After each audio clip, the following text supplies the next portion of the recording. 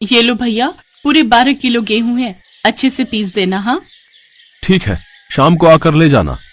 अच्छा, कितने पैसे बताए तुमने? 12 किलो गेहूं के 120 रुपए होंगे। हे राम, इतना महंगा? क्या भाभी, 1 किलो गेहूं के मैं बस 10 रुपए ले रहा हूँ। अब सारा दिन चक्की चलाकर मेहनत भी तो करूंगा ना। अच्छा चलो ठीक है, लेकिन मुझे शाम तक ही चाहिए। हाँ, मेरे घर कुछ मेहमान आ रहे हैं। ठीक है भाभी, आप फिक्र ना करो, हो जाएगा। भरतपुर नामक गांव में सुरेश नाम का एक गरीब व्यक्ति रहता था। वो दिन भर हाथ से चक्की चलाकर आटा पीसता, तब जाकर उसके घर का चूल्हा जलता। घर में उसकी पत्नी उमा और 5 साल की बेटी मोनी थी। उसकी पत्नी उमा हमेशा उसे गरीबी के ताने दिया करती थी। बस सारी जिंदगी चक्की चलाते रहना, और कुछ काम तो तुम्हें आता ही नहीं। अरे जब पति काम से थका हारा घर लौटता है तो उसकी बीवी को उसे चाय पानी के लिए पूछना चाहिए, ना कि आते ही चिक बाजी शुरू कर देनी चाहिए। आए बड़े जैसे कि कोई अंबानी हो ना, जो नोटों की गड्डी लाकर मुझे दे रहे हो। 3 दिन से चावल खाने का मन है मेरा, लेकिन पति आटा चक्की चलाने वाला क्या मिला, मानो चावल से तो रिश्ता ही छूट गया मेरा। बाबा ये लो पानी। ला मेरी बिटिया, जुग जुग जियो। सुरेश के घर ये रोज का काम था। उसकी पत्नी हमेशा पैसों के लिए उसको ताने देती। एक दिन सुरेश बड़ी मेहनत से आटा पीस रहा होता है कि तभी एक तेज आंधी तूफान आता है और उसका सारा आटा अपने साथ हवा में उड़ाकर ले जाता है। ए आंधी, रुक रुक रुक रुक जरा, तुझे तो मैं बताता हूँ। सुरेश उस आंधी के बवंडर के पीछे पीछे दौड़ने लगा। कुछ देर बाद वो बवंडर एक पर्वत पर आकर रुक गया। ए आंधी, मेरा आटा मुझे लौटा दे। मैं अपने ग्राहकों को क्या जवाब दूंगा? मुझ गरीब को क्यों परेशान कर रही है? तभी उस आंधी में से एक औरत का चेहरा नजर आने लगा, लेकिन आटा तो सारा उड़ गया। मुझे नहीं पता, तू कुछ भी कर, लेकिन वो आटा तू मुझे जल्द से जल्द लौटा दे। वो आटा तो मैं तुम्हें अब नहीं लौटा सकती, लेकिन मेरे पास तुम्हें देने के लिए कुछ है। तभी उस घूमते हुए आंधी के बवंडर से एक पीतल का टिफिन बाहर निकला। अरे ये क्या है? ये एक जादुई टिफिन है। इससे तुम जो भी मांगोगे वो तुम्हें मिल जाएगा।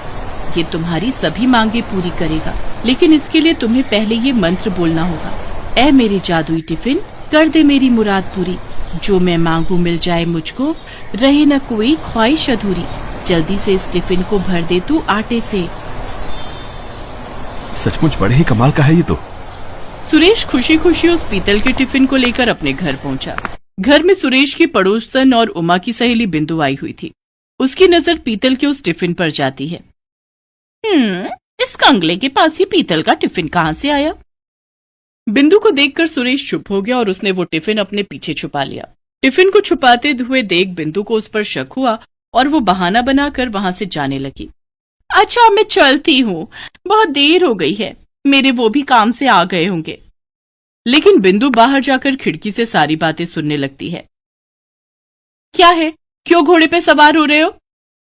मैं तुम्हें अभी एक चमत्कार दिखाता हूँ। सुरेश उस आटे को एक बर्तन में निकालकर उसे खाली करता है और खाली टिफिन को हाथ में लेकर मंत्र पढ़ने लगता है। ऐ मेरे जादुई टिफिन, कर दे मेरी मुराद पूरी। जो मैं मांगू मिल जाए मुझको, रहे ना कोई ख्वाहिश अधूरी। जल्दी से इस टिफिन को भर दे तू आटे से। तभी उस टिफिन में और आटा आ जाता है। बाप रे, ये जादू कहाँ से सीखा है रे आप? सुरेश उमा को सारी बात बताता है। वाह जी वाह, अब तो हमारे दिन ही बदल जाएंगे। हाँ, आटा भी आ जाएगा और चक्की चलाकर मेहनत भी नहीं करनी पड़ेगी। अगले दिन जब सुरेश किसी काम से बाहर गया था और उमा मोनी को लेने स्कूल गई थी, तो बिंदु चुपके से उनके घर गई और वो जादुई टिफिन उसने चुरा लिए और वहां हूबहू वैसा ही पीतल का टिफिन रख दिया। अगले दिन सुरेश को जब आटा पीसने का ऑर्डर मिला तो उसने अपने उस टिफिन का इस्तेमाल करना शुरू किया, लेकिन उसके बार बार मंत्र पढ़ने के बाद भी जब उसमें से कुछ नहीं निकला तो वो गुस्से में चिल्लाते हुए कहने लगा, उस आंधी ने मुझे धोखा दिया है। उसने सिर्फ एक ही दिन का जादू मुझे दिया था। वो गुस्से में आंधी के पास पहुंच जाता है। ए आंधी, तूने मुझे धोखा दिया। लेकिन मैंने तो तुम्हें कोई धोखा नहीं दिया। ये रखो अपना जादुई टिफिन, ये तो अब बिल्कुल भी काम नहीं कर रहा है। लेकिन ये तो वो टिफिन है ही नहीं जो मैंने तुम्हें दिया था। अच्छा, तो क्या अब मैं तुमसे झूठ बोल रहा हूँ? तभी उस आंधी ने अपने जादू से एक बड़ा टिफिन निकालकर उसको दे दिया। ये बड़ा जादुई टिफिन है, तुम इसमें जितना चाहो उतना आटा मांग सकते हो, लेकिन इसको इस्तेमाल करते वक्त तुम्हें ये मंत्र पढ़ना है। ऐ मेरे बड़े जादुई टिफिन, कर दे मेरी मुराद पूरी, जो मैं मांगू मिल जाए मुझको, रहे न कोई ख्वाहिश अधूरी, जल्दी से इस बड़े टिफिन को भर दे तू आटे से। तभी वो बड़ा सा टिफिन आटे से भर जाता है। सुरेश उस भरे हुए बड़े टिफिन को सर पर उठाकर घर लौट आता है। बिंदु उसे आते हुए देख लेती है। हैं? इतना बड़ा टिफिन? लगता है ये भी पूरा आटे से भरा हुआ है।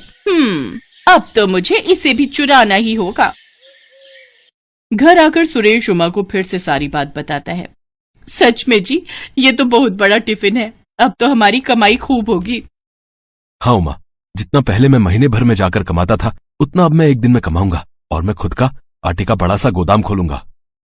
हाय, मुझे तो अभी से ही सोच सोच कर खुशी हो रही है। तनी एक बार हमको भी तो जादू दिखाओ ना। सुरेश ने उस बड़े टिफिन के आटे को कनस्तर में डाला और मंत्र पढ़ने लगा। ऐ मेरे बड़े जादुई टिफिन, कर दे मेरी मुराद पूरी, जो मैं मांगू मिल जाए मुझको, रहे ना कोई ख्वाहिश अधूरी, जल्दी से इस बड़े टिफिन को भर दे तू आटे से। तभी वो बड़ा टिफिन आटे से पूरा भर जाता है और एक बार फिर बिंदु खिड़की से झांककर ये सब देख लेती है। हाय रे, मर जावा, इतना सारा आटा जी। चलो इसे अभी लाला को बेच आते हैं और इससे जो पैसे मिलेंगे उससे हम चावल और मुर्गी खरीद कर लाते हैं। मेरा बड़ा मन कर रहा है रसेदार मुर्गी और भात खाने का। तो चलो फिर, देरी किस बात की। वो लोग लाला के पास आटा बेचने चले जाते हैं और बिंदु इस बात का फायदा उठाकर जल्दी से एक वैसा ही बड़ा सा टिफिन बाजार से लाकर रख देती है और उस जादुई टिफिन को चुरा ले जाती है। अगली सुबह सुरेश उस बड़े टिफिन को लेकर अपने काम पर पहुंचा और उससे एक बार फिर आटा मांगने लगा। वो काफी देर तक मंत्र पढ़ता रहा। ऐ मेरे बड़े जादुई टिफिन, कर दे मेरी मुराद पूरी, जो मैं मांगू मिल जाए मुझको, रहे ना कोई ख्वाहिश अधूरी, जल्दी से इस बड़े टिफिन को भर दे तू आटे से। लेकिन लाख कोशिशों के बाद भी जब आटा नहीं निकला तो वो गुस्से में तमतमाता हुआ फिर से आंधी के पास पहुंचा। जादुई आंधी, तुमने एक बार फिर मुझे धोखा दिया। नहीं, मैंने तुम्हें कोई धोखा नहीं दिया। झूठ, एकदम झूठ। तुम जब भी मुझे कोई जादुई टिफिन देती हो तो उसका जादू एक दिन के बाद ही खत्म हो जाता है। ये कैसे हो सकता है?